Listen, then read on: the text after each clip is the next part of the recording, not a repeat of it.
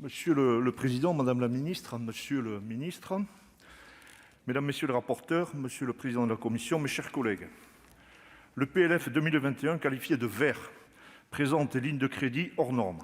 Au sein de cette mission, ce sont 18,2 milliards d'euros de dépenses au bénéfice de l'environnement qui nous permettront, je l'espère, de soutenir la protection de l'environnement et la transition écologique. La mission écologie concerne notamment des secteurs durement éprouvés par la crise de la Covid-19.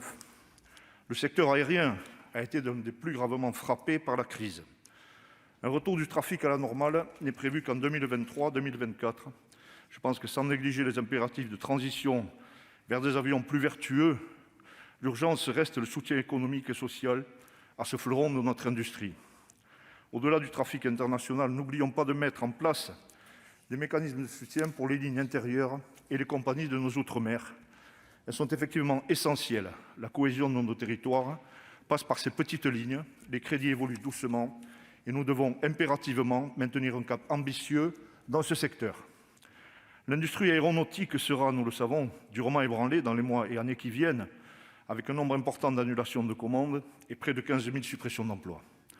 Élu de Haute-Garonne, siège de notre fleuron français et européen Airbus, je ne peux que vous faire part de toute l'inquiétude que nous ressentons sur notre territoire.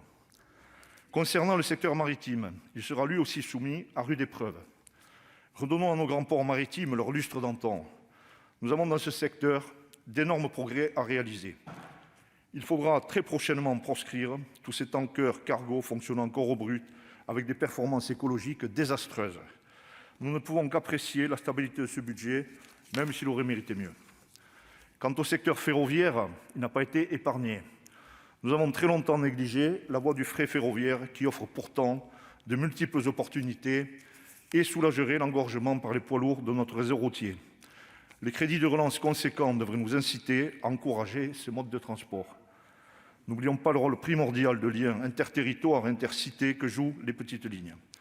Le plan de relance les prend en compte et je salue la volonté de la Commission d'accentuer ce soutien.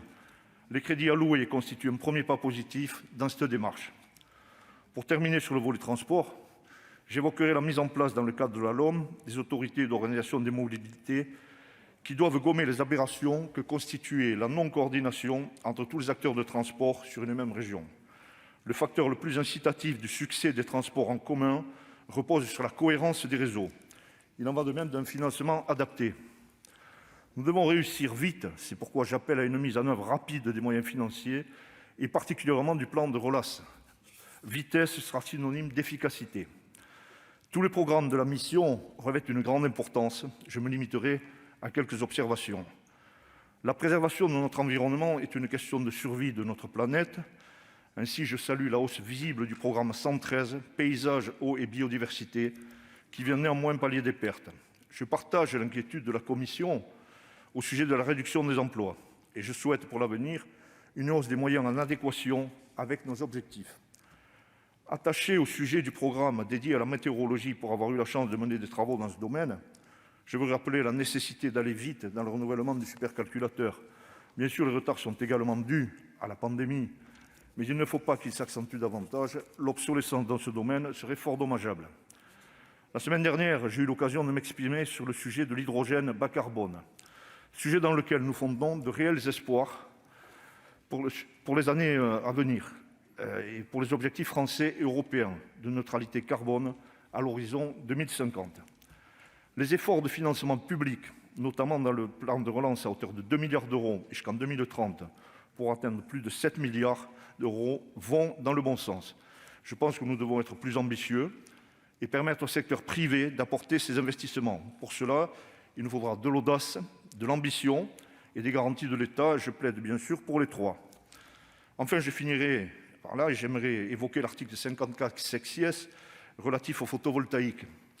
Je comprends les arguments développés par le gouvernement concernant la renégociation des contrats d'achat conclus avant 2011 pour les centrales d'une puissance supérieure à 250 kW. Cependant, je pense qu'une décision collégiale vaudrait mieux qu'une initiative unilatérale. Une concertation plus approfondie, un débat ou encore une étude d'impact auraient été des préalables indispensables à l'introduction d'une telle mesure. La signature de l'État français doit garder sa crédibilité Il y va du bon développement des énergies renouvelables sur notre territoire. Même si des efforts louables sont constatés, certaines lacunes persistent dans cette mission. Nous resterons attentifs et vigilants. Et le groupe Les Indépendants votera les crédits de cette mission. Merci, cher collègue. Dans la